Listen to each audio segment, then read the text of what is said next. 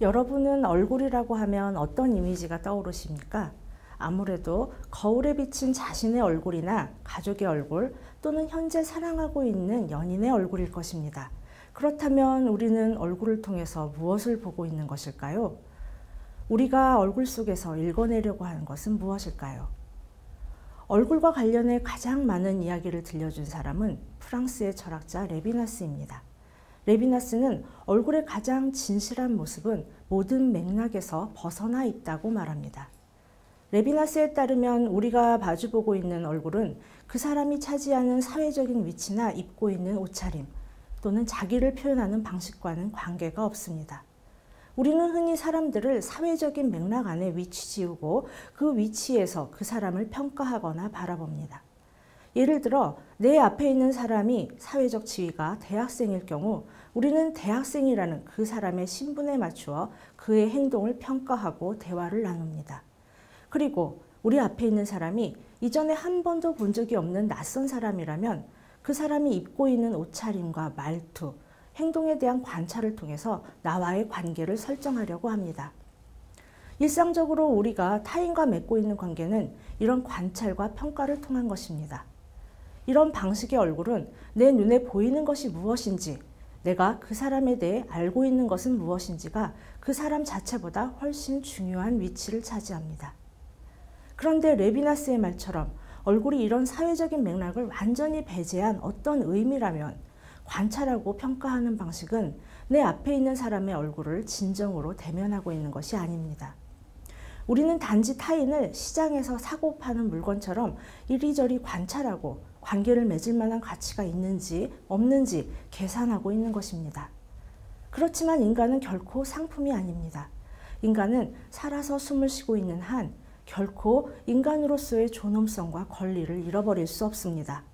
또한 나라는 사람은 사회가 나에게 부여한 다양한 이름들과 지위들로 한정될 수 없습니다. 저는 부모님에게 물려받은 이름이 있습니다. 그리고 경희대학교 후마니타스 칼리지의 교수라는 사회적인 지위도 가지고 있습니다. 하지만 만약 누군가 나를 이런 이름과 지위로만 판단해서 평가하려고 한다면 그 사람의 평가는 내가 생각하는 나의 의미와 결코 동일하지 않을 것입니다. 마찬가지로 만약 우리가 어떤 사람에 대해 그 사람이 갖고 있는 사회적인 맥락으로만 파악하려고 한다면 우리는 그 사람의 진정한 모습을 결코 이해할 수가 없습니다. 맥락을 고려하지 않는 얼굴이라는 것은 그래서 우리로 하여금 사회적인 관계가 아닌 다른 방식으로 그리고 사회적인 관계보다 더 깊고 근원적인 방식으로 인간과 관계를 맺는 것을 의미합니다. 한 인간이 인간으로서 또 다른 한 인간과 관계를 맺는 것을 의미합니다. 그렇다면 타인의 얼굴을 통해서 맺게 되는 인간의 인간적인 관계라는 것은 어떤 것일까요? 인간적인 관계라는 것은 많은 분들이 알고 계신 것처럼 윤리적인 관계를 뜻합니다. 현대사회에서 윤리는 다수의 사람들이 한정된 공간에서 함께 살아가기 위한 일종의 예의범절처럼 여겨지고 있습니다. 가령 지하철의 노약자석을 비워두는 것은 법으로 강제된 것이 아닙니다. 그 자리에 앉았다고 해서 경찰서에 잡혀가는 것은 아니죠. 하지만 대부분의 젊은 사람들은 노약자석을 비워둡니다. 왜냐하면 그렇게 하는 것이 함께 살아가기 위한 예의이기 때문입니다. 그런데 여기서 예의나 양보, 배려, 질서는 레비나스가 말하는 엄격한 의미에서의 윤리는 아닙니다. 그것은 공동체 안에서 함께 살아가야 하는 사람들이 서로의 편리와 안전을 위해 지키고자 하는 공동의 약속에 속합니다. 공동의 약속은 나의 권리가 보장받기 위해 타인의 권리도 보장해 주어야 한다는 평등의 원칙에 기반하고 있습니다. 때문에 공동의 약속은 하나의 공동체 안에서 함께 살아가기 위한 공유의 조건일 뿐이지 한 인간이 다른 인간과 맺고자 하는 인간적인 관계의 가장 깊은 핵심이라고 할 수 있는 윤리라고는 할 수 없습니다. 그렇다면 레비나스에게 있어 윤리란 무엇일까요? 레비나스는 얼굴을 향해서 다가가는 것이 윤리라고 말합니다. 우리는 자신의 얼굴로 다가갈 수 없습니다. 거울을 통해 내 얼굴을 본다고 해도 그것은 눈을 통해 바라보는 것이지 다가가는 것이 아닙니다. 얼굴을 향해서 다가가는 것은 그래서 내가 아닌 다른 사람에게로, 나와 얼굴을 마주하고 있는 타인에게로 다가가는 것입니다. 그리고 더 나아가 얼굴을 향해 다가가는 윤리적인 이 행위는 바로 타인을 위해서 책임을 지는 행위입니다. 타인의 진정한 얼굴은 그 사람이 입고 있는 사회적인 옷들에 의해서는 드러나지 않습니다. 그 얼굴의 가장 솔직한 모습은 인간이 지닌 가장 나약한 본질을 드러내는 것입니다. 자유주의 사상의 첫 단초를 제시한 영국의 철학자 홉스는 인간이 본성상 타인을 불신하며 자신의 힘을 과시하는 데서 쾌감을 느낀다고 말했습니다. 또한 인간은 서로를 불신하기 때문에 자기 보호를 위해서 타인을 먼저 지배하려 하고 타인을 지배하기 위해 폭력이나 계략을 사용한다고 말합니다. 서로가 서로에게 늑대가 되는 이런 상황에서 인간의 삶은 끊임없는 두려움과 폭력에 의한 삶과 죽음의 갈림길에서 외롭고 가난하고 비참하고 잔인할 수밖에 없습니다. 홉스의 이런 논의를 뒤집어서 생각해보면 가장 가난하고 나약한 본질을 드러내고 있는 타인의 얼굴은 나의 폭력성을 비난하는 얼굴입니다. 왜냐하면 내 앞에 있는 사람의 나약함은 어쩌면 내가 그 사람에게서 빼앗은 기회들과 재산들 때문일지도 모르기 때문입니다. 어쩌면 내 앞에 있는 사람은 나로 인해서 가난하고 불행한 삶을 살고 있을지도 모릅니다. 때문에 그 사람의 얼굴은 나약하지만 나를 부끄럽게 만들고 나를 책망하는 힘을 지니고 있습니다. 나에게 다르게 살 것을 요구하는 위험을 지니고 있습니다.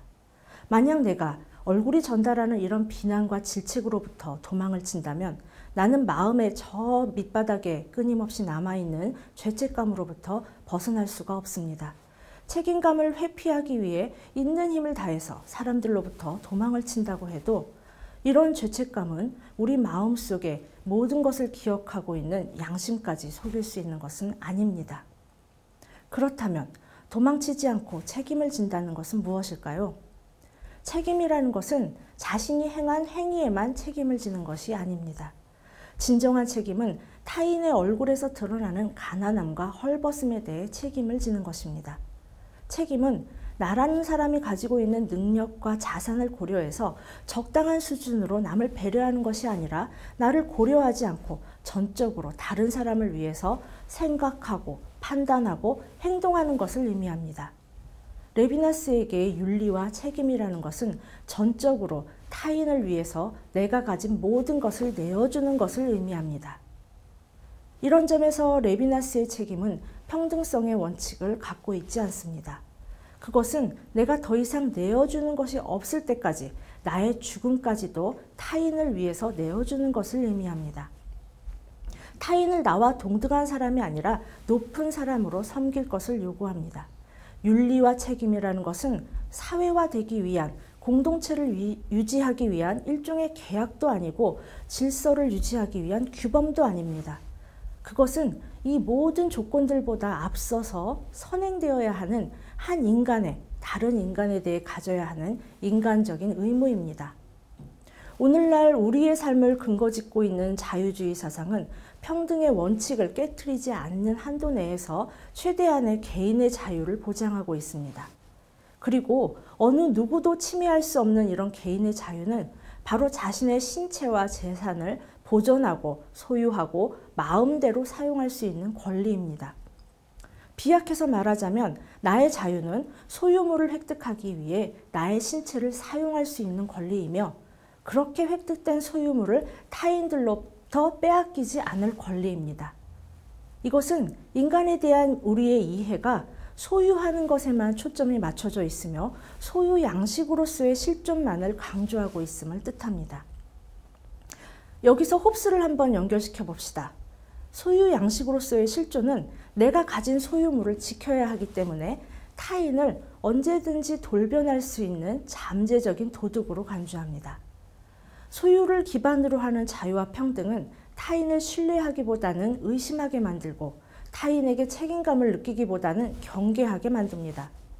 때문에 만약 우리가 홉스가 말하는 전쟁 상태를 끝내고 싶다면 그것은 소유권을 움켜쥔 인간이 아니라 타인에 대해서 윤리적인 책임을 지려는 인간에 대한 이해로 바뀌어야 합니다.